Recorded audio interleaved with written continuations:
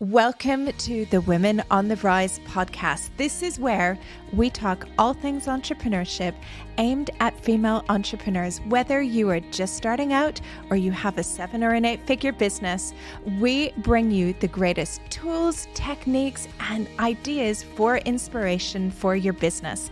I also interview some of the world's leading entrepreneurs from all over the world to hear about their businesses and what they've done to grow and scale their businesses.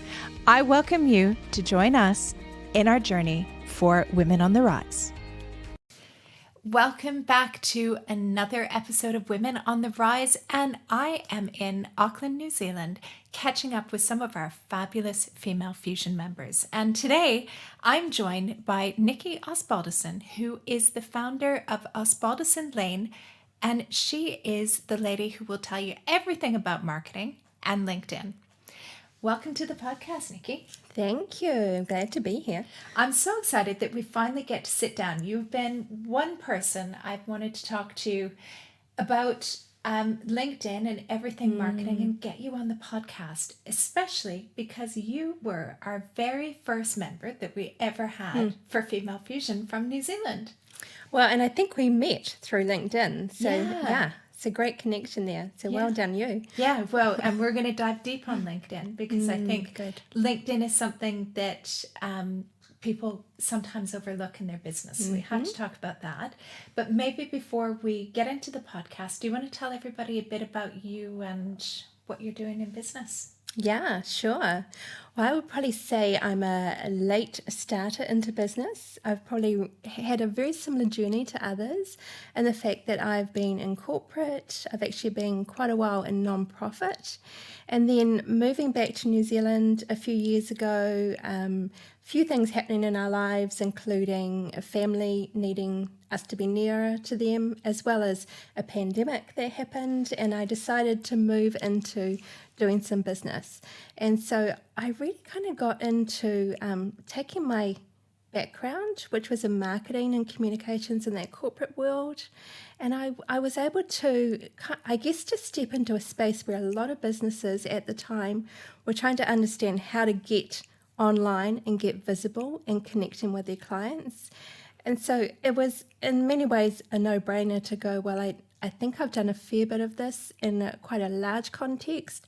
I would love to help. So I'm going to help you and get you started and visible with your clients. So really my business is marketing strategy. Yeah. And I've ended up in that LinkedIn world, which I'm sure we'll talk about a bit more, mostly because the clients that I deal with are quite nervous about LinkedIn, and the world that I've been working in is very much in that space. So I kind of help them cross to there. Yeah, well, and you were talking about voice and visibility.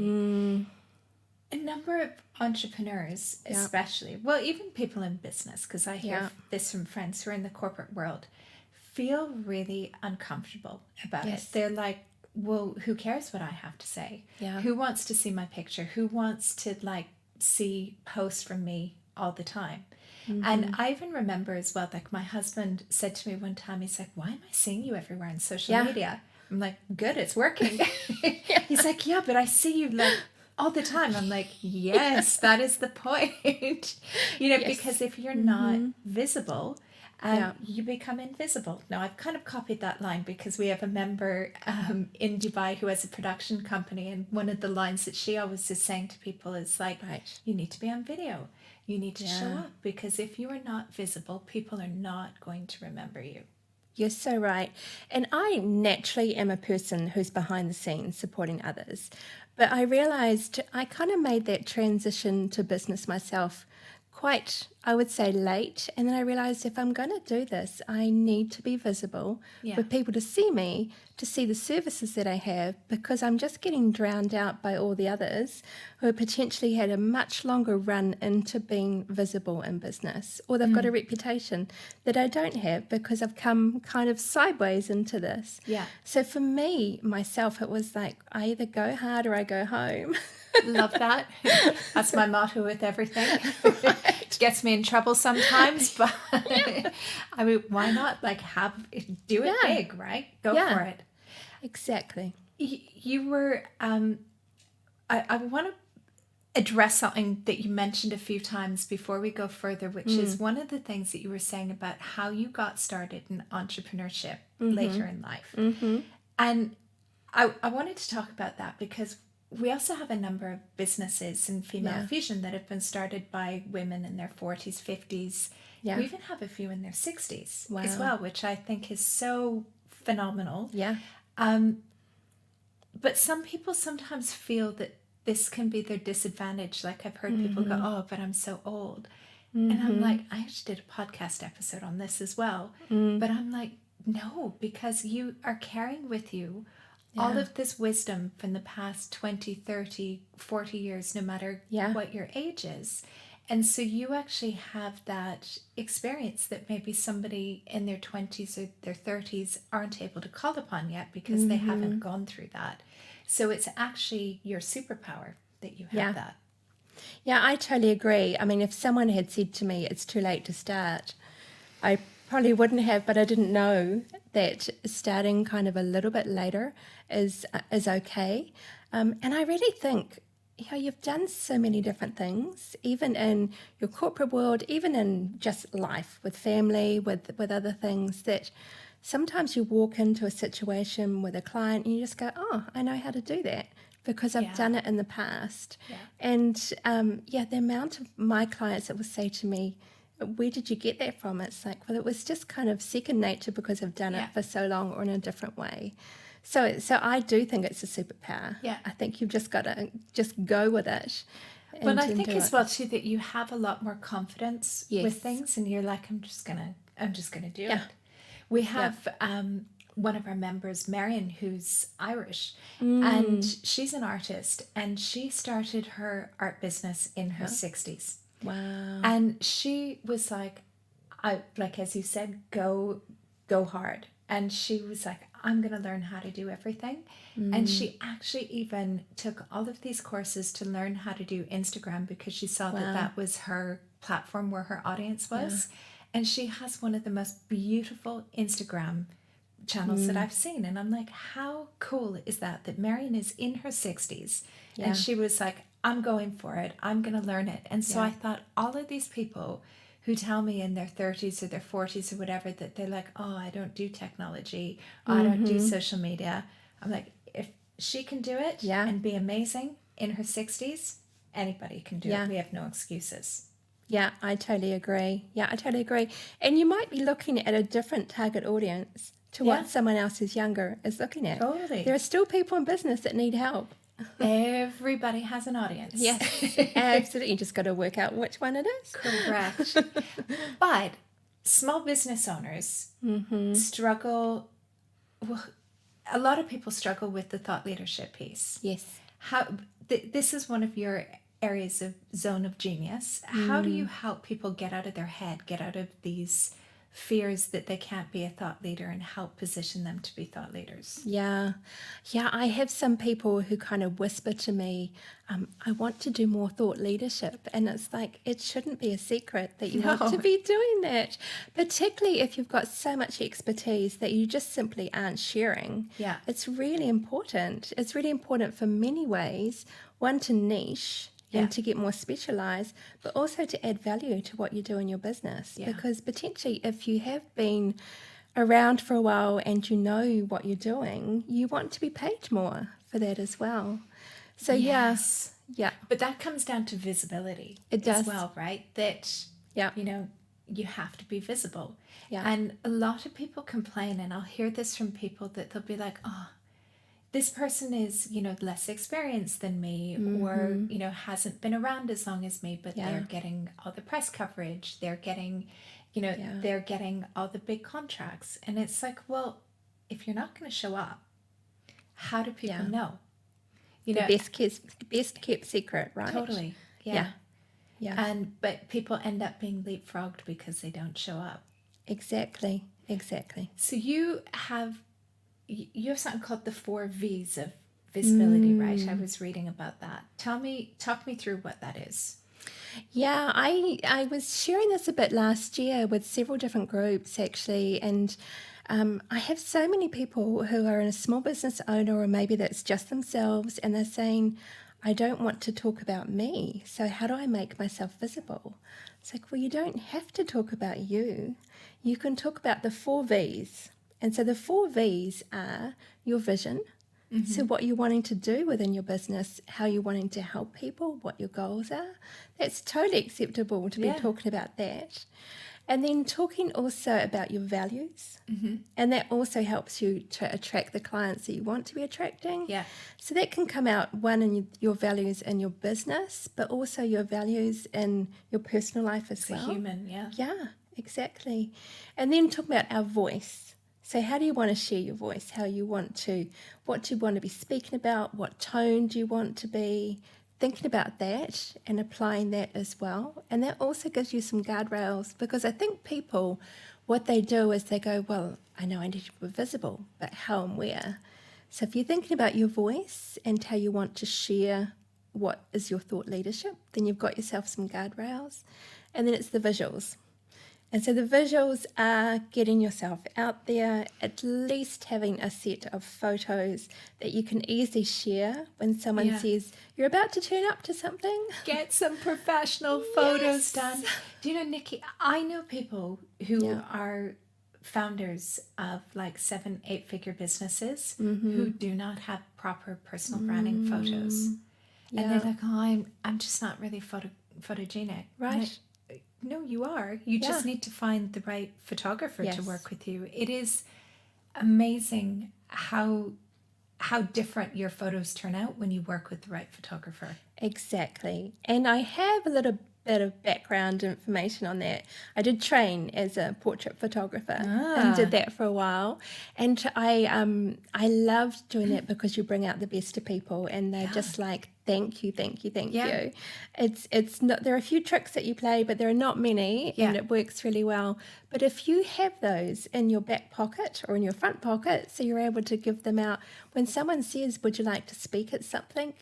Probably a lot of people go, well, I don't have any good photos to show, or I just certainly don't want to put myself on social media and a picture of me.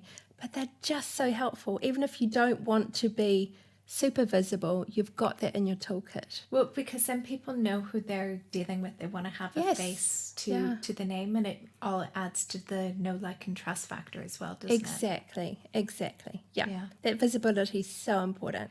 One of the things that we do, actually, we need to start doing this in Auckland as well, is that one of our photographers, because we always have photographers at any in-person events, will oftentimes say afterwards, like, hey, anybody who wants personal brand photos, I will, and they always do like amazing packages for our members. You can get like 4 headshots or 2 headshots, so at least then you have something. And it's interesting, when we've done them, we've had a couple of people be like, I didn't realize it could be so good. Yes.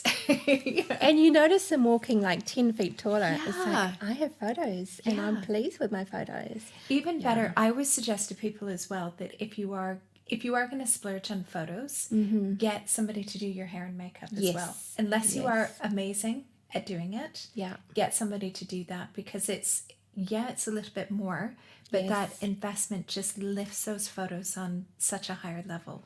It does. And speaking as a former photographer, still photographer, it's really hard to help photos look better if the hair is not great or the makeup's not great. So there's so much editing you can do. Well, unless you over edit, which no one wants. And you're also talking as well about people being bolder in business. I mean, you're very much a go big or go home. But how can entrepreneurs be a bit bolder, especially when it comes to showing up and doing that? What would be your recommendation for somebody who's just not feeling it, doesn't really feel comfortable with it? How can they do that? Yeah, I mean, I think a lot of us don't quite feel it, or are a little bit uncomfortable about that. In fact, that's probably what makes it even more authentic when you do go bigger and go bolder. But I often say to business owners, your business needs you to do it. Yeah. You need to be a bit bolder, take up that opportunity that's coming your way, do this thing. I mean, what's the worst thing that can happen? You're going to feel a bit scared about it. So. But do you know, like, you're only as good as your last video, right? Or your last whatever. people are not even going to remember. They're not going to No. remember. Yeah, It's exactly. like how many thousands of messages and images are we inundated with every day? Yeah. Not going to remember you. Exactly. And people say, well, I posted about something last week. I said, well, good. Probably You only should a be third posting every single day. Exactly. Just make sure it's got something of value within it. Yeah, for sure. Yeah, 100%. And LinkedIn. So LinkedIn is it depends on the business, but I find a lot of small businesses, and they will go more towards Instagram and Facebook because the pictures are easy. Yeah. And I have because I think people look at it and go, oh, LinkedIn, I'm going to have to write, and that's going to be a bit hard, and I don't want to do that. And what, having to do it every day? No, I don't want to do that. I'm just going to throw up a picture on Instagram, create a reel. Right. How what would you recommend to small business owners about LinkedIn? Because it is very powerful, especially for increasing visibility with certain audiences. Yes. Yeah. And think about your audience for sure. I would argue pretty much every business has some reason to be on LinkedIn, whether it's their ideal client is there or someone who is able to refer them to their ideal client is there, or a business collaboration is there, or they're able to attract talent for their business.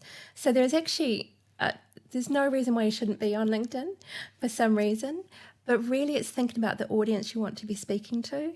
There are over 1 billion people there. Just put your blinders on and look ahead to the ones that you want to be working with and identify them and then speak to them. And a lot of people, though, like we say, just speak to them. Okay, you and I are on LinkedIn quite a bit. We also see a lot of mistakes that happens on LinkedIn. What are some typical common mistakes that you see people do?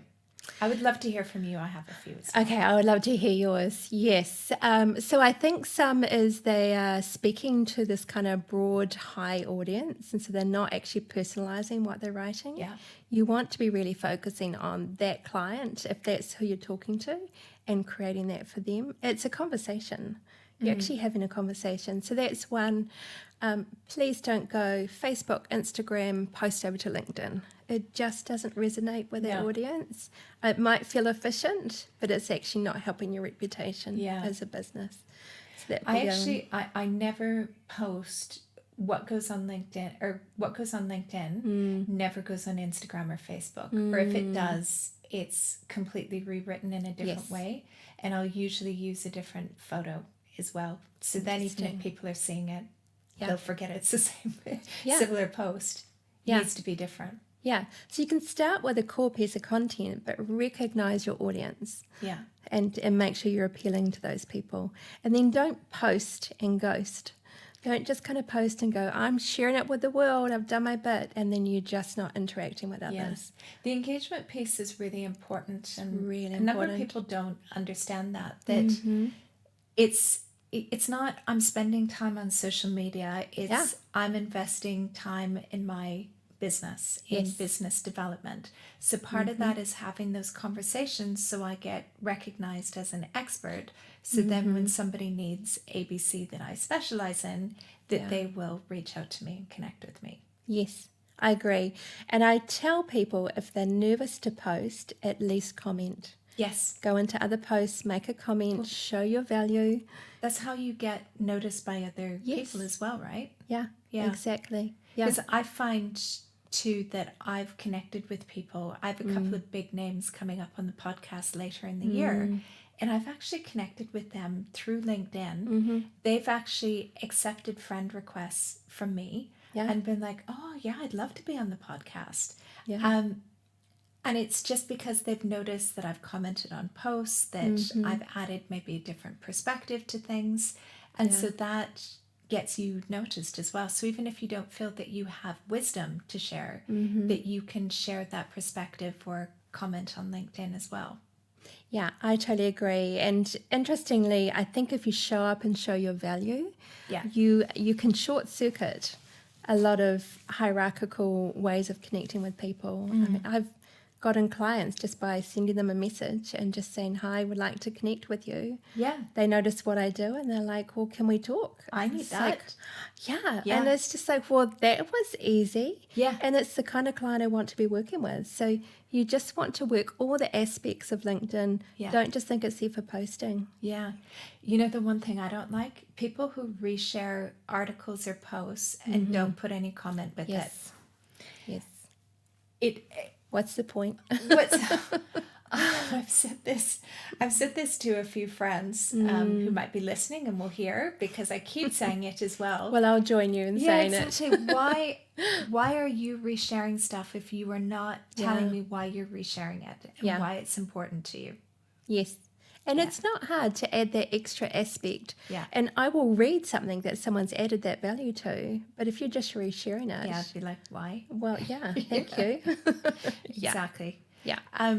Other thing that kind of I wouldn't recommend to entrepreneurs is trying to be really controversial with something for the sake of trying to get likes and follows and it not being aligned with your values, because I think there's this belief that people think that if I'm going to be controversial, I'm going to get up in the algorithm. Yeah. Everybody's going to start following me. I'm going to grow my audience and get more business. Yeah. But if it's not what you believe, why would you do that?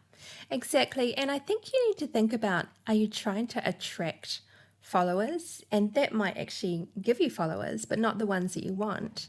Or are you trying to find clients and work with clients? Yeah, you actually don't need a giant following. Correct. To work with the clients you want to be working with. Like, you could have a following of 500 or 1,000, but if it is your ideal paying customers, it's better than having 100,000 of people who are just not interested. Exactly. And the first thing that people need to think about is, who am I talking to out in the real world who I can continue that conversation with on LinkedIn? I think sometimes we think, oh, why would they connect with me because I saw them at the networking event? But that's really helpful for them to notice you in that business sense when you're talking about what you do as a business as well. Really reinforces it. Yeah. Oh, and you just raised something as well, which is really important, is the power of LinkedIn and networking and merging the in-person and the online world. Yeah. Because oftentimes people will meet at an event and, you know, you can send people an email and follow up, but also another great way to follow up and have that connection is to send people a note. So you connect at a party, at a networking event, a conference, whatever it is. Yeah. And then to be able to use LinkedIn as that tool to connect with them and network. Exactly. And reinforce that conversation. Yeah, it's a little bit of a silent partner that works beside you while you're sleeping in many ways. Yes. I've stood beside people in airport lines, in airline lines, and just chatted with them and just gone, oh, can I connect with you on LinkedIn? Yeah. And had some great conversations afterwards. Yeah. And it's never I want to sell to you. It's I just would like to be in conversation with you. Yeah. Okay, let's talk about that. Selling. Yeah. Oh, how many times do you get DMs in a day about, I'll do this for you, I'll do that for you. I will do the same business that you do for you. Oh, yeah. Like, have you not read what I do? Or I can help you with your personal brand. And then you look at and you've got 10 and times more. And there's not even a banner or something behind their name. You've got like 10 times more followers than they do. Thank you for trying. Yes. But not the right way to go and do it. Yeah. What is your recommendation? Because I'm sure we will have people who are listening who maybe thought that that's the way to do it. Because again, we have to remember, you don't know what you don't know. Exactly. And if you haven't been a power user of LinkedIn, you don't know. Or if you've gone from the corporate world to all of a sudden being an entrepreneur, how do you sell on LinkedIn? Yes. Exactly. I really think LinkedIn, that initial conversation, that connection you have with someone, it's just like when you go into a networking event in person. As you're not going to walk straight up to someone and go, hi, my name is, and I sell this, and would you like to buy one? And so Yeah. you don't do that on LinkedIn as well. Or if you do, You don't do it anywhere. You should know. It's just it's so Exactly. awkward. You know, the people who like turn up to the networking events and like throwing their business Yes. cards around. No, Unfortunately, no, people are walking no. away from you when you're Yeah. doing that. Don't do Yeah. that. No. So really, you've got several approaches you can try on LinkedIn. One is I'm always just nurturing, just wanting to nurture those conversations. If there is an opportunity and they've posted something and it resonates with me, and I do think they're a potential client, I'll make the effort to actually respond or put a comment and just go, I would just like to kind of be more visible to you. That's fantastic. Yeah. And if they're putting a post out saying, I'd really like help with something and you can help them, well, sure. Here I Connect. am. Exactly. You've noticed me, you know, like and Yes. trust me. But it's also sometimes people are worried about giving advice because they feel that people are going to steal their ideas or they're working for free. But the thing you have to remember is that if you give advice on somebody's post or somebody's request for help, that is there for public record. So when somebody else stumbles upon that post, oh, look at like that Nicki Osbaldiston was so nice and like her comments were so spot on. How do I reach out to her? Maybe I want more information. So I always say as well, it's really important to make sure that you're adding insightful comments, you're offering advice rather than just being like, DM me, contact me, here's my email address. Well, what do you do? Yeah, exactly. I think that's so right. And that you never know who's going to come along a little bit later on and read that comment. Yeah. And go, that's exactly the person I need to work with. Yeah. And I do actually get that quite often. People will just say, I've been watching the way you've been contributing and helping others. Can you work with me? And so, well, that was not a hard conversation to have. Right. Yes, please. But you made a really good point because sometimes it can feel like you're putting in all this work and you're not getting the return on investment. You're like, I've just done 100 podcast episodes and, you know, nobody's listening to me, or I've just, you know, posted every day straight on LinkedIn for the past 120 days and it hasn't changed anything. But the thing is that people kind of stalk you. I even had someone come up to me at an event the other week and she's like, oh, I totally stalk you. She's like, not in like a bad, creepy way, but she's like, I read all your content. And I thought, you know, that's really great because you don't know that. And I find we get that a lot with the podcast, that there's people who I have no idea who are listening, who listen quite regularly. Hello, I love you. Yes. But you don't know when they're going to come to you and go, oh, hey, Jen, you know, now I'm ready to join Female Fusion. I would love to like be part of Female Fusion, or I would love to find out more information. Yeah. You never know when those people are going to become customers, or they might recommend somebody else to you. Yeah, and I say to my clients, think about the way that your client buys. Yeah. They may be someone who has a high profile who's not going to go, great post on your post. You want to be really thinking about that. There are a lot of people who do not put any comments on anywhere, who, as you say, will bump into you and say something about what you're doing in your world of visibility, wherever it is. But they will come in and they will swoop in and they will buy, or they'll purchase. Everyone has an audience. Yes. And you have people listening, and even, you know, look, in the beginning, you show up and it might be to an audience of 1 or 2 or 3. But if you keep going, and you hear stories sometimes of people who have been in business for 10 plus years, especially like doing a lot of digital marketing. Yes. Who will say, do you know what, for like the first 3 years, 4 years, I sucked. Yeah. You know, I showed up every single day. Yeah. And, you know, I wasn't getting the audience and I wasn't having that come through. And then there just gets to be a tipping point that all of a sudden you start to have that surge. And it's what I find interesting. I love looking at things like stats from really big creators, especially on platforms like YouTube, because you can find out these old stats about what their followers were like. Right. And, you know, when they started in the first few years and how long it actually took of them putting in all this work before it actually took off. And Yes. that's something we need to remind ourselves of, is that it doesn't happen overnight. It doesn't happen in 3 months. And, you hear these people go, oh, I did this with like LinkedIn or YouTube or Instagram, and I'm at 1 million followers. Yeah. Okay, that's great. But that's not that. That's so untypical that you can't take that template and put that into somebody else's business. At the end of the day, it's knowing your audience. Exactly. Having really good content that you're sharing with them and showing up and being consistent engaging. And engaging. And it is looking at the engagement that you're getting. Is that from your audience that you want to be engaging with? Yes. Yeah, you can have those vanity metrics of the many thousands, millions of followers, but are they going to buy from you? It's not going to pay you money if you have that. And sometimes we kind of get a bit excited about the algorithm and try and work it out.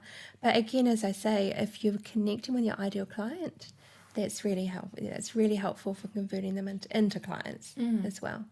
And you've worked internationally, as you were saying, and you came back to New Zealand just before the pandemic. So you experienced the lovely lockdown that there was in this country. Very few of them. What have you learned from working across different countries and different cultures, and how is that kind of helping you in business now? Because also now, like you're working in New Zealand, but you're also working on developing a lot of relationships. And I think you do have a few clients outside of New Zealand as well. Yeah, I do.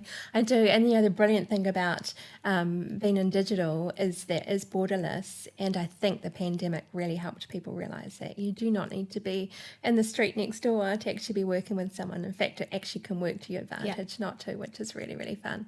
Yeah. So I do. I mean, I love working with different cultures. I think what you've got to recognize, everyone has to recognize, is you naturally have a way that you think. And it's probably not going to be the same way that that other culture thinks, even if you think they speak the same language. I mean, you and I have had some interesting conversations going, no, we do it this way in New Zealand. Can we tell the story? Can we tell the story? Because it is quite funny. Yes, go. So when the first time I came to New Zealand and we delivered a masterclass, and you asked me to deliver a masterclass on going global. Yeah. And normally, like, when I deliver masterclasses in a lot of parts of the world, like Australia, Dubai, Abu Dhabi, London, I get like interruptions and people are asking questions and sticking up their hands.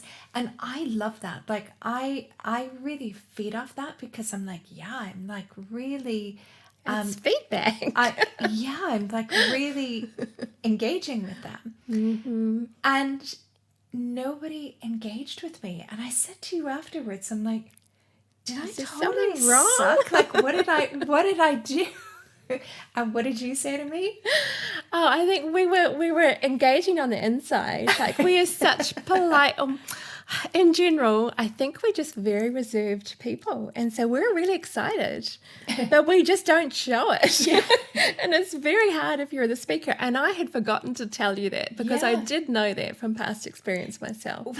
Well, it's interesting, because I like to think of myself as like quite savvy and international, but I'd never been here before.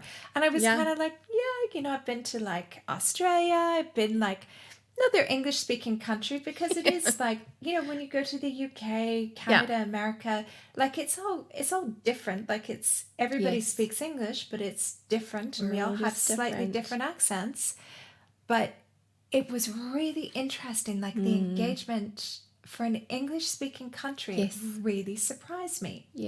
Yeah, really exactly. Yes. And to adapt to that and understand that, I mean, great that you asked those questions afterwards, because that could have been a very sad experience for you if you hadn't have done. Like, they didn't like me. I know, I'm not, but you came back. We're pleased you came back. I came back, and the way that I'm running my workshop this time, it's all about questions. So I'm going to make people engage with me, so they can't answer on the inside.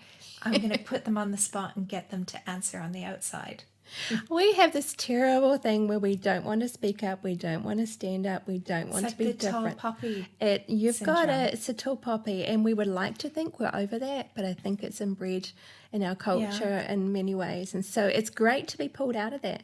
So just Well, keep I pulling us find out. it interesting just culturally, like, Yeah. you know, you lived in America for a number of years. Yeah. And I have to say, I really love the Americans at like just how bold they are. Like sometimes Yes. you're like, wow, that's like a little bit Yes. bold. But you Yeah. know, I love that You can learn a confidence, lot. and Yeah. everybody can learn a lot from that, Yeah. because from what I see from our members and just entrepreneurs that I know, it's like they're like, Yeah. yes, I'm the best. Yes, I own this, you know. And you're we need more of that. We need to Yeah. be able to stand up and do that a lot more. We totally do. We totally do. And I do think, you know, if you're having a bad day, it's pretty challenging to do it, but to recognize that it's so important Yeah. to be doing that, and to believe in the things that the achievements that you do have. I mean, I'm not saying be boastful and yell from the rooftops, but I'm just saying be confident in what you're able to do to help others. And there's nothing wrong with talking about your successes, because other people want to learn from that. Yeah. And want to experience that Yeah. and look at it and go, oh, how did she do that? Yes. There's nothing wrong Yeah. with doing that. And I guess it depends upon who your audience is, because I know some people feel very uncomfortable doing kind of the braggy posts like, here I am in the Bentley, and let me just move over Right. when I take the picture so you can see the Bentley behind me as I take the picture. Yeah. But other people find that inspiring, that they look at Right. that and go, oh, wow, you know, she's like, I saw she started from there and now she's gone to there. Yeah. But I think it depends on your audience, right? Like, I It think does. if I did that for my audience, for female fusion, they'd be like, that's super gross. Why are you doing that? Yeah. But, you know, I would share things like, you know, if I had like a particular success, or, you know, maybe it had been especially profitable for the business, and talk about why it was profitable.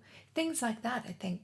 Yeah. Absolutely, you should do that because your audience wants to know that. But it's knowing what they want. It right? is, and it's knowing that yeah, you've got people that want to cheer you on, but if they don't hear about things, they're not going to. But it also, again, if people are understanding the successes that you have, it's really helpful to give them confidence to know she You know your stuff. does know what she's doing. So I think sure. again, it comes back to those 4 V's. If I can kind of put back to Nicki's 4 V's. my 4 V's. Tell us again. They're not completely my own, but they just came to me and they were 4 V's. It's the vision. So sharing the vision that you have. It's sharing the values that you have. It's sharing your voice. So speak up. Yeah. And it's also sharing the visuals so that people can see you. Yes. Because you need to be seen for your business's sake. Yes. Get some professional photos done. Yes. Yes, please do. Yeah. Photographers would love to see you, and they're very helpful. Absolutely. Now, you've been a Female Fusion member for a while. How have you found being part of Female Fusion? Because I know you are in one of the further time zones from us as well. And I know you said to me, even when you were thinking of joining, you were like, oh, I don't know if I should join because, like, is everything in the middle of the night? And, you know, it sucks, like, when you're part of things, because I've joined things in America and it's always at like 2:00 in the morning. Yeah. Like, with all the will in the world, I'm not getting up at 2 a.m. Yeah. Exactly. Yeah. Exactly. And I think I made the comment to you, I was looking at doing a really good coaching program that was based in the US, and the person that was running it said to me, your time zone's not compatible. I was like, I can't help my time zone. I'm a committed person. But what I loved about Female Fusion was the fact that you recognize different time zones. Yeah. So a lot of the information comes out saying, this is in your time zone, New Zealand.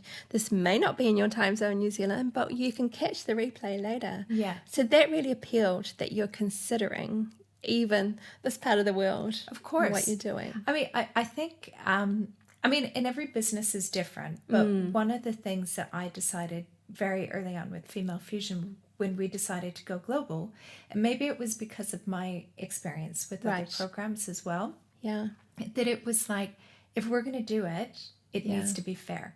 And it needs to be, everybody needs to have 50% at least of their time zone. Right. And really the people, because I'm based in Dubai, so I'm kind of in like the middle of the world, which is quite good actually, because we're kind of, we can cover at least 50% of the world all the time.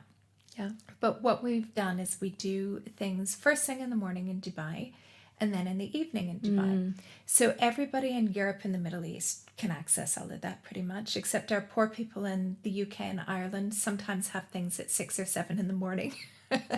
A little early, but there some of them are like, no, this is great because I'm like getting do up, it before doing it before I take the kids to school. Perfect. And some of them have been like, don't do it like 8 or 9 a.m. for us because that's the school run. Right. Cool. Right. So we've managed to kind of do that, and then we have ones in the evening. So we get Australia, New Zealand, Hong Kong, Singapore, all of Asia, Middle East, Europe is in the morning, and then we get North America in the evening because we have members in United States, Canada, and Mexico. So then we're able to, and it's really cool that in the morning you'll see people going east, and then in the evening you'll see our members from the west as well, which is quite cool. Yeah, it works really well, and I've been able to join a lot of things because of that. It's actually for a lot of times it's in our evening, so it kind of just tacks on the end of the day. I might be in my PJs watching something, but it works really well. Cool. And I've also been able to kind of been participating in things as well. Actually, I've done a few kind of sessions and that too, which has been really fun. So it just works. It actually works really well. And you've met quite a few people as well. Like you're super networked with like women all over the world now, and talking about collaborations and. Yeah, well, again through LinkedIn, I just kind of went looking and saw who was connected to Female Fusion, and so I did a little bit of a scoop and sent them connection requests, and being part of that network's just been amazing. It's just opened a lot of doors, had conversations with women I would never have expected to have conversation with. So it's really kind of lifted my eyes as well to see what else is going on and seeing how I can maybe either be a part of it or just learn from it. Yeah, and I think that, like, I have people say to me sometimes, like, oh, if Female Fusion's not having live events in my country, I don't want to join. And I'm like, the in-person events are kind of the cherry on top. Yeah. Where all the value is in, the live master classes, the hundreds of recorded master classes, and it's almost like any problem you have in business, you can get an answer to it. All the templates as well, like it saves you so much money for that. And then just also the access to the community. Like if you have a problem or if you're stuck on something, you put it in there and you'll have like 10 brilliant answers from amazing business owners. And you've got some great quality people in there, which was just really fun to go, wow, I get to hang with these people. Cool female entrepreneurs. Yes. And we are so blessed as well that I actually reached out to you and said, Nicki, I would love to do more in New Zealand. Would you be our ambassador here? And so you've been amazing. And thank you so much for that. And you've been kind of taking it on your own and running a number of events locally as well. And also getting the help of Natasha from the Brand Angel and Rebecca as well. Immigration. New Zealand Visa Connections is NC Rebecca. Visa Connections. We have to give Rebecca Strange the proper shout out. Excellent. And the three of you have been phenomenal. So we had an event in February. We have another one coming up in June as well with like amazing speakers from New Zealand as well. Yeah, it's been really fun to do it because we've kind of looked at it and going, we'd love to connect women to the world, but also just have that entrepreneurial, let's celebrate women and entrepreneurship. Let's kind of really lift their game, lift their eyes if they want to have them lifted to connecting with the rest of the world. Yes. So we love the fact that we're not in competition with anything that's going on here. In fact, we're all involved with other different kind of communities and local groups, but those people are turning up to our events as well, which is fun. And it's just a really positive attitude. And so we've loved it. And it is, that's the thing with Female Fusion is that we're not competing with anyone. And like really where I think where our expertise and zone of genius lies is that we connect you to the world. Yes. We give you access to women, to opportunities, to those contacts that will help you grow your business. And then also access to all the latest knowledge and experts to help you do the best things in your business. Yeah, exactly. I mean, I'm part of a Female Fusion accountability group. Oh, yes. It's really fun. It's part of one of the challenges we've been running. Yeah. And so I now have friends who are in Melbourne, Sydney, and Hong Kong, and myself, and we meet weekly and just talk through our challenges. And do you know some of them are coming? So I'm doing a mastermind in Gold Coast, Australia next week, and some of them are actually coming to the mastermind as well, which is going to be great. That's so fantastic. Exciting. That's fantastic. Yeah. We're talking about having a get together sometime, somewhere in the world. Cool. Come to Dubai. So we're going to be having a big event in Dubai in November. So in the next week or two, we'll have all the details on that. So you have to come to Dubai. I'd love to. Everyone listening needs to come to Dubai. Oh. If you have not been there, November is a great time to be there. Okay, good to hear. Yeah. Okay. Well, Nicki, it has been amazing to chat everything, marketing, LinkedIn, everything else. Before we go, tell everyone listening, since LinkedIn is your zone of genius, any sort of top tip or trends on LinkedIn that we maybe need to look out for in the coming months? Yeah, you may have heard them already. I hope you have. LinkedIn is really going person to person in connection and doing business. That's what they're telling us. And so they're really raising the accessibility for people who are individuals, just like you and me, to really work with your profile to connect with other individuals to do business. Interesting. So don't think it hides behind the company pages or but really I want to say work your profile. Really just be active in your profile and connecting with people. And more with AI, just make sure you're really you. I think that's a really important thing to think of. Yeah, this can I just say before we finish, one of my other pet peeves, the people who have installed the AI autoresponders and comments on every single person's post, and it just feels a little bit gross because it is so obvious. Like, some people do it and they train their AI tool to really use their language, but a lot of it is just lazy. Like, I think they've read somewhere or done a course somewhere where it's been like, use this tool. You can be totally lazy. You can not post anything because the AI will do it for you. And it's going to ruin your obvious. Reputation. Yes. It really is. Yeah. Yeah, you can just see it and it's just such a turn off. Yeah. So please use your own words because you're actually making connections with people while you're doing it. We're dealing with real people. Absolutely. And they're great to deal with. Yes, exactly. Especially in Female Fusion. Yes. Well, Nicki, thank you so much for joining me on the podcast today. And I look forward to spending lots more time with you in New Zealand. Yay. Looking forward to it. Thanks for having me. Thank you. I don't know about you, but social media can feel pretty overwhelming sometimes as a business owner. It just feels like there is constant work that always needs to be done, which is why I have recorded for you a completely free 45-minute masterclass called Marketing Without Social Media. And inside, I share with you my tools and techniques that I use to grow Female Fusion and the other businesses that I have had. So I give you the tools, the techniques, and the frameworks to put that in place in your own business. All you need to do is head over to femalefusionnetwork.com/.